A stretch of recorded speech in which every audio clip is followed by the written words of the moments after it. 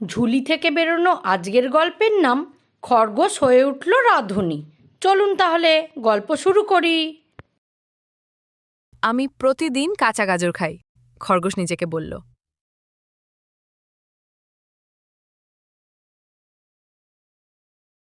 আমি কাঁচা গাজর খেতে খেতে ক্লান্ত হয়ে গেছি।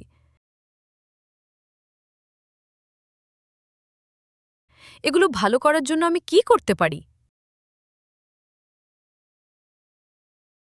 সেই বিকেলে সে কৃষকের বাড়িতে গেল এবং দেখল আগুনের উপর একটি পাত্র ফুটছে।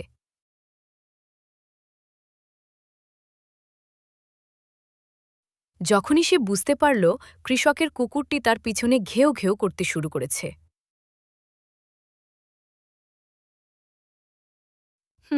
খরগোশ ভাবল, এখন আমার কি করা উচিত?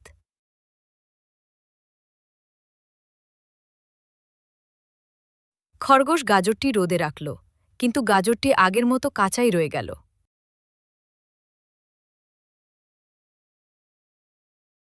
তারপর সে সেগুলো আগুনে দিল। তারপর যখন সে সেগুলো খেয়ে দেখল, তখন সেগুলো তেতো ছিল।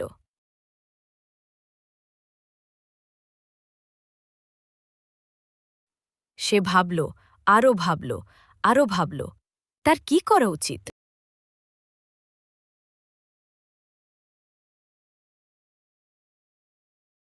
অবশেষে তার একটা বুদ্ধি এলো। প্রথমে সে একটা পুরনো কচ্ছপের খোলস খুঁজে পেল।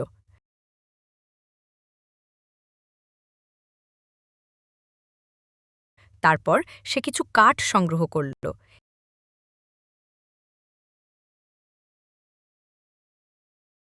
এবং 3টি পাথর।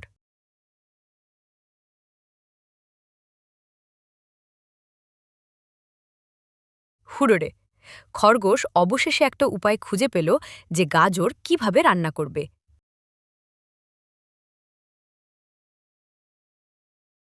সে এতটাই উৎসাহিত ছিল যে সে তার সমস্ত বন্ধুদের আমন্ত্রণ করল।